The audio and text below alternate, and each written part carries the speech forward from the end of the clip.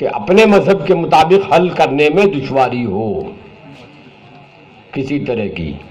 تو دوسرے مذہب کے مطابق عمل کرنا جائز ہے۔ جیسے مثال کے طور پر میں یہ عرض کر دوں، ہمارے مذہب حنفی میں لوہا کے عوض لوہا خریدنا حرام ہے، کیونکہ قدری اور جنسی دونوں ہے، تو لوہا کے عوض لوہا کم و بیش خریدنا حرام ہے، سود ہے۔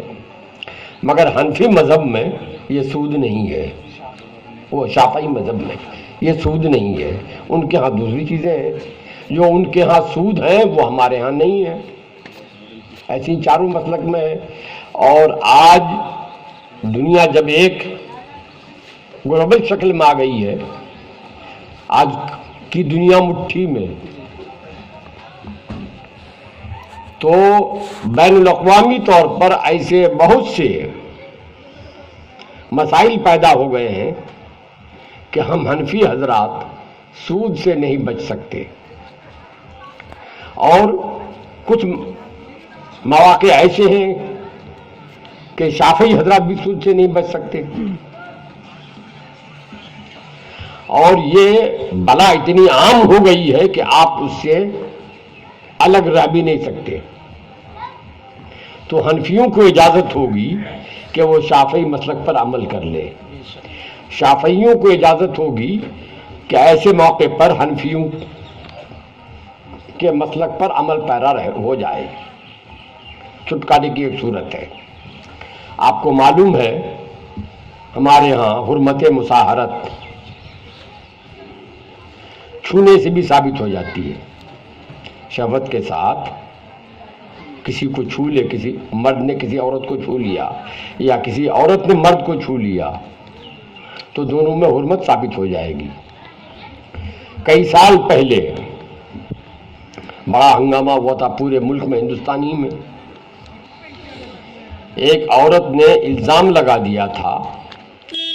اب کہاں تک صحیح تھا کہاں تک غلط تھا یہ تو اللہ جانے، مگر اس نے دعویٰ یہ کر دیا تھا کہ میرے شوہر نے میرے سسر نے میرے ساتھ زیادتی کی ہے۔ اور آج کا جو میڈیا ہے، یہودی میڈیا، جس کے اثر سے ہندوستان کا میڈیا خالی نہیں ہے، ہم سنیوں کے پاس کیا مسلمانوں کے پاس کہہ لیجیے، مسلمان کہلانے والوں کے پاس کوئی ایسا ذریعہ نہیں ہے کہ ہم اس یہودی لابی کا مقابلہ کر سکیں۔ اب یہاں کی میڈیا کرتی کہتی، کسی بھی داڑھی والے کو دیکھا پوچھ لیا کہ بھئی کیا ہوا، اور اتفاقاً دارالعلوم دیوبند سے فتویٰ بھی آ گیا تھا کہ وہ اپنے شوہر کے لیے حرام ہو گئی، سسر کے لیے تو پہلے سے حرام تھی، اب شوہر کے لیے بھی حرام ہو گئی۔ اس کو میڈیا نے خوب اچھالا، اسلام کا مذاق اڑایا کہ بتائیے اب وہ کہاں جائے، پوری جوانی کیسے گزارے، سسر کے لیے تو پہلے ہی حرام تھی، اب شوہر کے لیے بھی حرام ہو گئی، اس کا تو کوئی قصور نہیں، قصور تو اس کے سسر کا، اور سزا اس کو کیوں دی جائے، وہ طرح طرح سے، جس سے بین الاقوامی طور پر اسلام کی حرمت کی پامالی ہو رہی تھی۔ تو میں نے اسی موقع پر ایک کانفرنس ہوئی تھی شیخ صاحب کے ہاں کیرلا میں، جس میں عرب کے علماء بھی آئے تھے، میں نے وہاں یہ آواز اٹھائی تھی کہ اس موقع پر ضروری ہے کہ ایک دارالافتاء والقضاء مشترکہ قائم ہو۔ میں نے دلی کی بات کی تھی کہ دلی میں قائم ہو، جہاں حنفی مفتی بھی رہے، قاضی بھی رہے، اور شافعی مفتی بھی قاضی بھی رہے۔ اب اگر اس طرح کا کوئی مسئلہ درپیش ہو جس سے سنیت ہی نہیں اسلام کا مذاق اڑایا جانے لگے، تو ایسے موقع پر ہم اس کو بھیج دیں ان کے پاس، شافعی کے پاس، وہ فیصلہ کر دے کہ حرمت مصاہرت نہیں ہے، کیونکہ ان کے ہاں چھونے سے حرمت مصاہرت نہیں ہوتی، بلکہ زنا سے بھی نہیں ہوتی ہے، صرف شادی کے رشتے سے جو حرمت مصاہرت ہے وہی ہوتی ہے۔ اور ان کے ہاں کوئی ایسا مسئلہ آ جائے کہ اگر شافعی مسلک کے مطابق فیصلہ کیا جائے تو دنیا میں اسلام کا مذاق اڑایا جائے، اسلام کی تضلیل کی جائے، تو وہ ہمارے ہاں بھیج دیں، ہم اپنے مسلک کے مطابق فیصلہ کر دیں گے۔ اور قاضی اگر فیصلہ کر دے حنفی مسلک کے خلاف تو قاضی کے فیصلے سے شافعی مسلک کے خلاف ہی کی حمایت میں فیصلہ کر دیا قاضی نے تو وہ مؤکد ہو جاتا ہے، اور اگر حنفی قاضی فیصلہ کر دے اپنے مسلک کے مطابق ان کے ہاں اگرچہ ناجائز ہے تو بھی وہ مؤکد ہو جاتا ہے، جائز ہو جاتا ہے۔ یہ صورت نکالی جائے، یہ میں نے اس وقت مشورہ دیا تھا۔ الحمدللہ شیخ صاحب سوچتے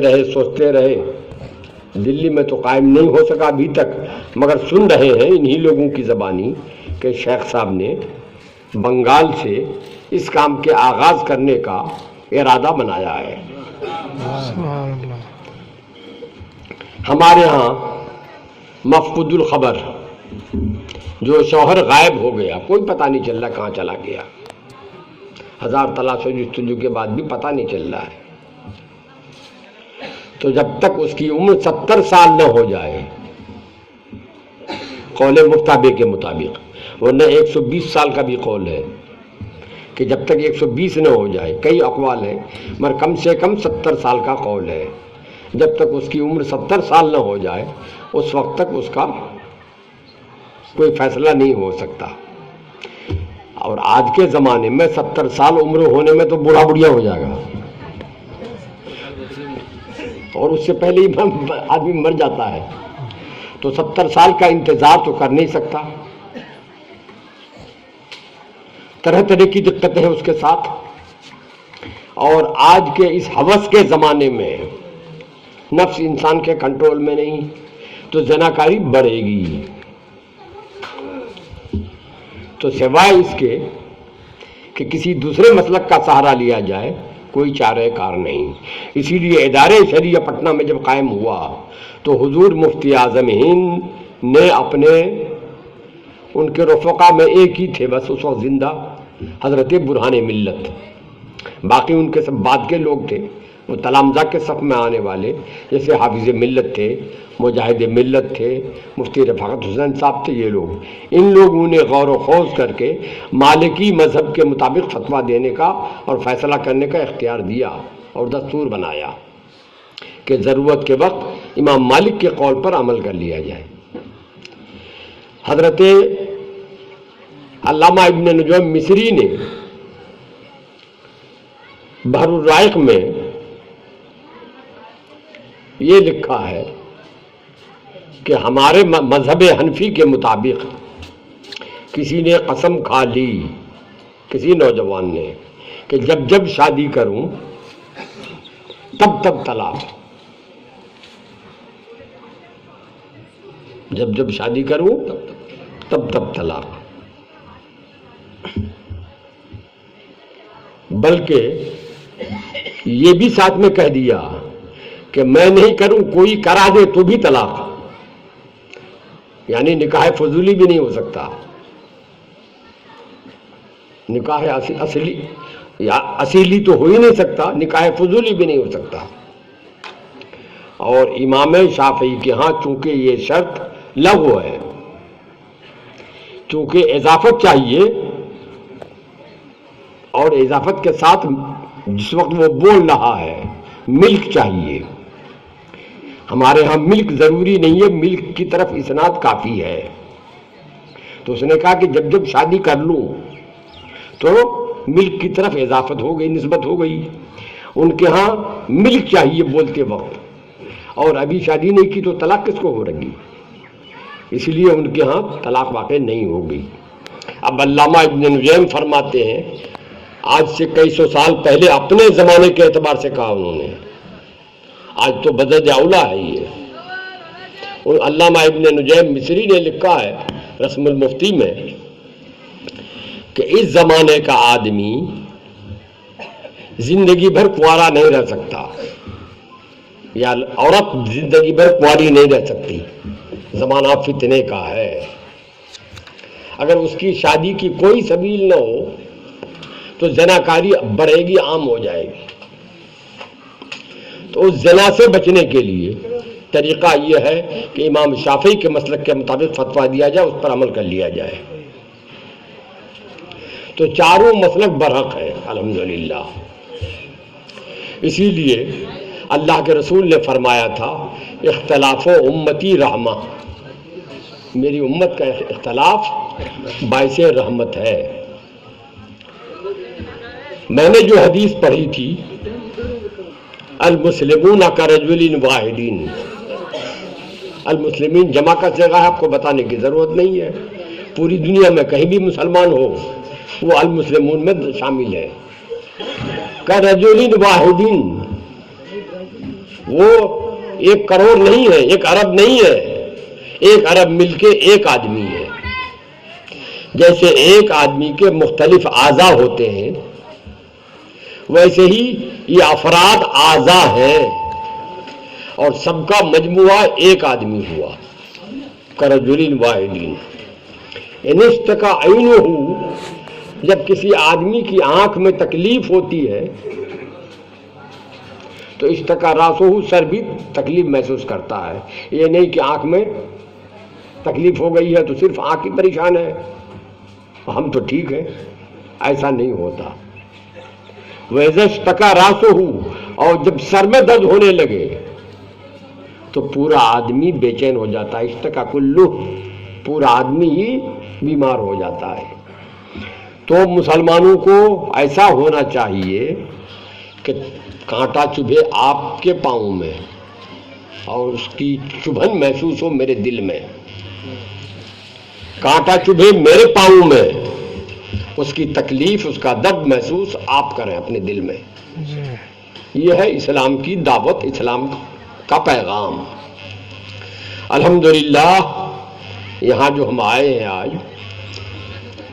یہ لوگ گئے تھے میرے پاس دعوت دینے، جب انہوں نے اپنے پروگرام کے بارے میں بتایا تو میں نے کہا بھائی میرا